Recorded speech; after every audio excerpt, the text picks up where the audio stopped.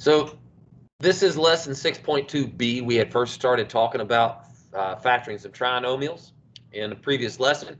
And then yesterday in our previous lesson, we talked about there's three techniques. You guys remember the first one was the old school kind of brute force approach that I learned when I was in school. The second one was the, what did we call it? The attaboy, the British method. And it involved factoring by grouping, didn't it? And then this third one that we've discussed, I like to call the magic method. Coach Gray, if you know, Coach Gray teaches some freshman algebra 1 as well. He calls it the get help step. And pretty much the same method, exactly the same approach that we take. I've got this example 4 up on the screen here, 3x squared plus 22x plus 7. I want y'all to take a stab at this on your own, please. Okay? Give it a shot, and I don't care which technique you like. Go ahead and pick that technique, run with it, and see how you do. I'll give you about a minute or so. You guys that are watching at home, do the same thing. Just take you about a minute, work through this problem, see if you can get it factored out using one of our 3 methods from yesterday.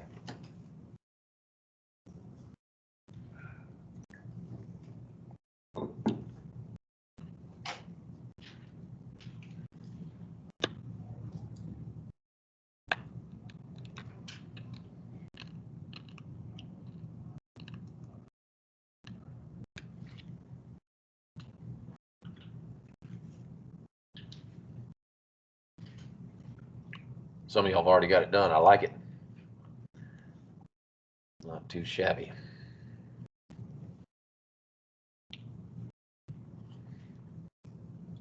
By the way, remember what sets this example apart from the other kind of easier trinomials that we looked at in previous lessons is that leading coefficient, right? We see that leading coefficient, that quadratic coefficient other than 1, and in our mind that trips us to think, oh, okay, you know what, that's the one where I've got to be on my toes, got to be with it.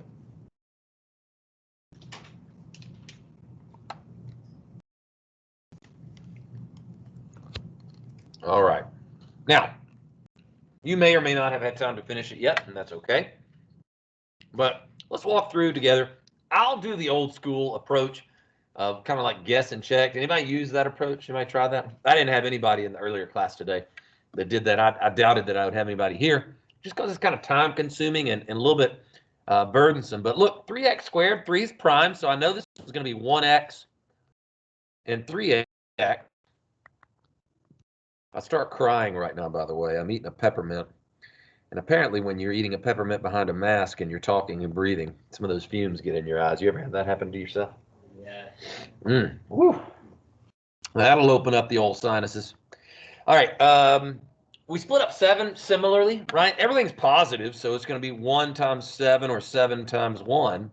And I'm just going to do an outer and an inner check. So like if I did a positive 1 here and a positive 7 there, and I think about the outer 7x, the inner 3x, that would only give me 10x. So that's not what I want. So instead, I should put the 7 first and the 1 here. And so guess and check gives us our answer. How would we double check to make sure we didn't mess that up? Boil it out. So that's not too bad, right? That's old school brute force kind of method. And that's how I learned to do it as a kid. But what makes it challenging, as we said yesterday, is if that 3 is like 6 or 10 or something bigger. If that 7 all of a sudden becomes like 144, and then, oh my gosh, you know, you're going to have factors for days. So then we considered the British method. Who in here in the class, raise your hand if you made use of that technique. Anybody? Really? You all either didn't know what to do or you all used the magic method? Okay. We've got them drinking the Kool-Aid, Peter. All right. Well, here's what the British method would look like. We'd say 3x squared. We'd say 7 at the end, but we'd take that 22x and we'd split it up, right? 3 times 7 is 21. What are 2 factors of 21 that add up to 22? All right, so we could say 21x and 1x, and then just use grouping, okay? Factor out. Cole, what's in common on these first 2 terms? 3x. Sebastian, what's left over? Yeah. X plus 7. Attaboy. Because again, he was doing his mental division, wasn't he? Did you guys notice that? is in our heads, we want to say they're 3x squared divided by 3x. And 21x divided by 3x, okay? There's not anything in common over there. So, Zach, what can I always put on the outside? Louder. Thank you for paying attention. And then we'll just leave this as x plus 7. That's nice. So what is our answer? 3x plus 1 and x plus 7. So the British method works nicely. Again, we got an answer. That actually took a little bit longer than the brute force approach did, didn't it? But it's very methodical, and it works no matter what every time that it is a factorable trinomial. So can I assume that the rest of you guys, everybody, y'all did the what I call the magic method, right? Yeah, sure, Kevin. So let me write it up first. So we got 3x squared plus 22x plus 7. All right, what's your first step? 3 times 7, and that 3 disappears.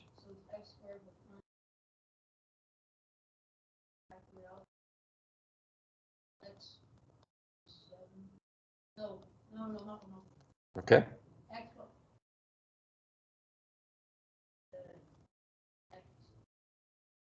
Okay. Then you have to add the 3,000. You divide the first one. Kill off that common factor of 3. 7. Why didn't we mess with that other one?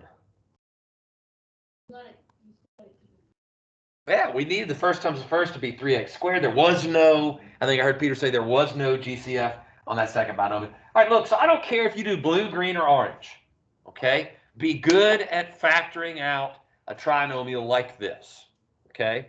Be good at factoring out a trinomial like this. Now, example 5, very similarly, I'm going to give you 60 seconds. You guys try that one out. I'm going to call on some people that I didn't hear from a moment ago. But again, this one sets itself apart from the other trinomials because of that leading coefficient of 2 there. So there's no GCF, no bread and butter factoring technique. So I know I've got to jump on this and use either brute force, British method, or magic method. Apparently all of you guys like the magic method.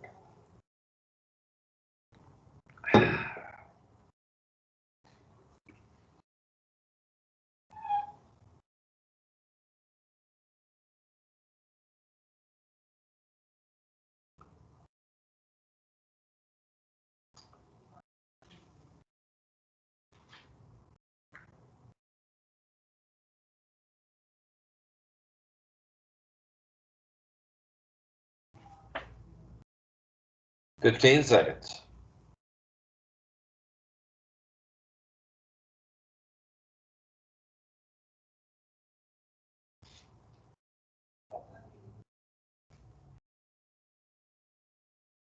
Time.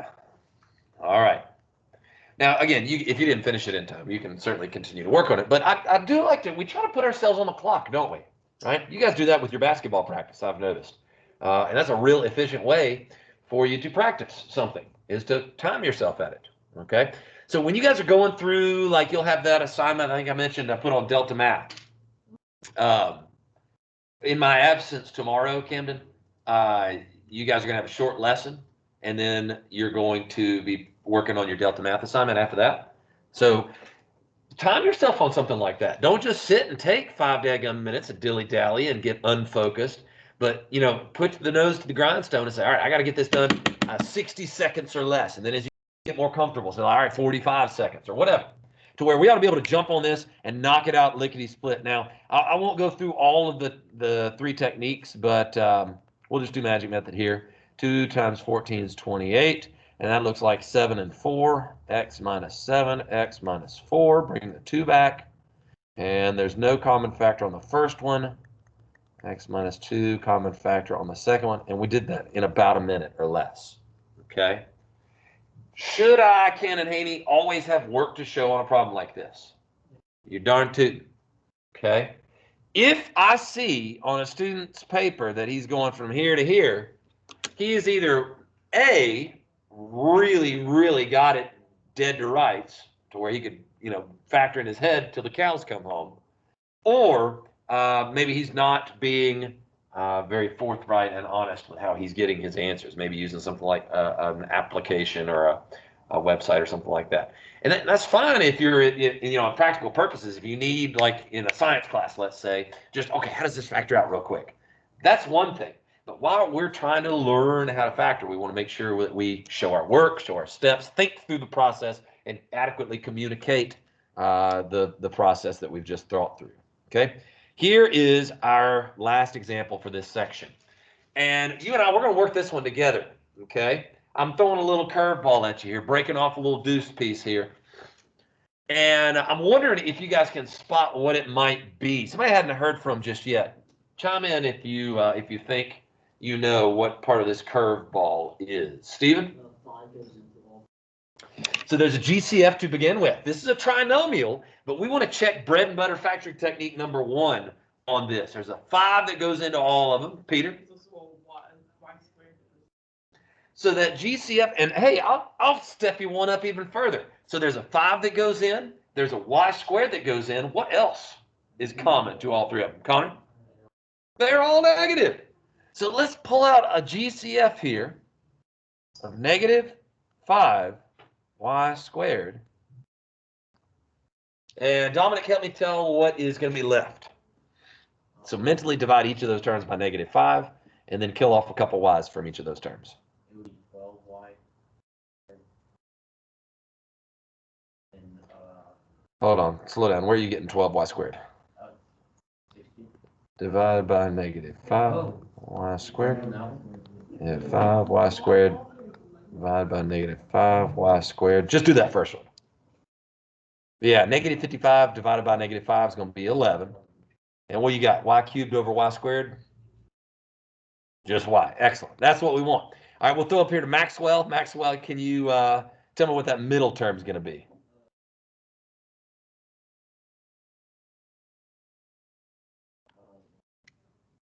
Well, y squared over y squared is just going to cancel out, so we'll just have positive 12. And then Eli Williams, last term here? 2y squared. Okay. Now, you just thought I only threw one curveball at you. I just broke off two sick, nasty curves in a row. What's the second curveball here? What do you think, Zach? I'm sorry, speak up a little bit. All right, and that y squared showed up at the end. In other words, what about our terms? We need to rearrange, switch the order, use the what property? Commutative. The commutative property of addition tells us that as long as we maintain the proper signage, we can, watch this, we can rearrange the order of the terms. Okay? And as Zach mentioned, now we've got this magic method question. We got a 2 in front of our quadratic term. So at this point, we should know how to handle that. I'm going to pretend just for a minute that it's y squared plus 11y plus 24. Okay. Cannon, how did I get 24? I missed that. Oh, you just multiplied. And we create, sort of falsely, we create an easier problem to factor out. Okay. Ethan, factor that green one out for me. What's factorization for y squared plus 11y plus 24?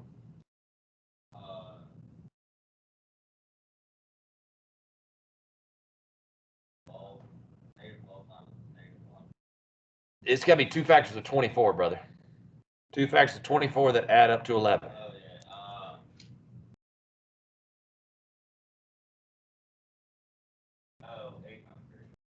All right, so we got y plus 8 and y plus 3. And that's okay, by the way. I was telling another freshman this morning, I was subbing for Coach Gray's class. I said, look, take your time on this. There's nobody, I'm not trying to rush you guys, right? But when I tell you to put yourself on the clock, that's after you practiced a bunch of them.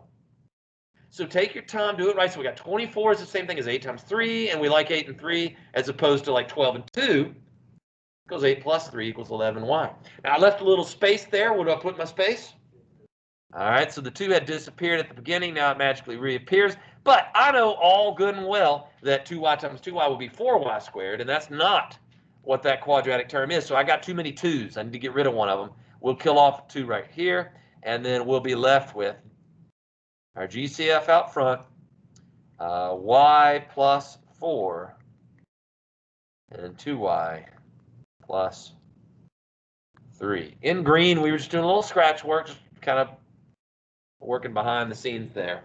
What we really did was we factored out that GCF first, and then we factored that trinomial. You ever heard the expression, don't throw the baby out with the bathwater? Anybody ever heard their grandmother or somebody say that?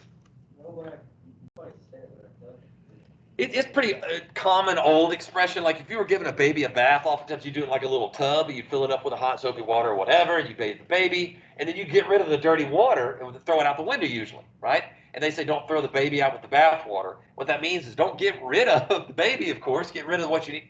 Well, sometimes I see students, they factor out this GCF of negative 5y squared at the beginning, and then they lose their mind, and they just say, here's my answer now for my problem. Don't just throw away that GCF that we worked hard on to find in red there. That's part of our answer. And Eli, Kenan, how do I check my answer to make sure everything's hunky-dory here? Yeah, just FOIL it back out. I would consider multiplying the 2 binomials first, and then distributing that GCF back in, and you should get back what you started with originally, okay? If it's a different order, that's okay, of course. So any questions that you guys have on this particular type of factoring question, factoring problem? Y'all feel pretty solid on it? Okay. So what you're going to do now that you watched this lesson, I'm talking to the guys that are here in person in class, as well as the guys that might be watching at home, is you're going to, on your laptop, get out your laptop device if it's not already out, and I want you to go to deltamath.com, log into your Delta Math account, and then this is going to be homework 6.2b or classwork 6.2b, and it's got some factoring questions on it. And you got time now to work on practicing not just these magic method type questions, but throw in a few different factoring methods at once in the problem. So you might do a little GCF and magic method. You might have a regular trinomial factorization.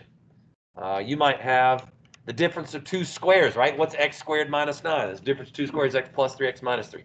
Stuff like that. And what I'm going to do is I'm going to keep my screen open for you guys that are here in class. You can feel free to ask questions as they come up. You guys that are at home, if you have any questions, figure it out or go to another supplementary website and watch a few more videos as needed. Or you can email me a question and I'll try and get back with you as soon as I can. So you guys that are home, I'm going to cut you loose. Thank you for watching, and live Jesus in our hearts forever.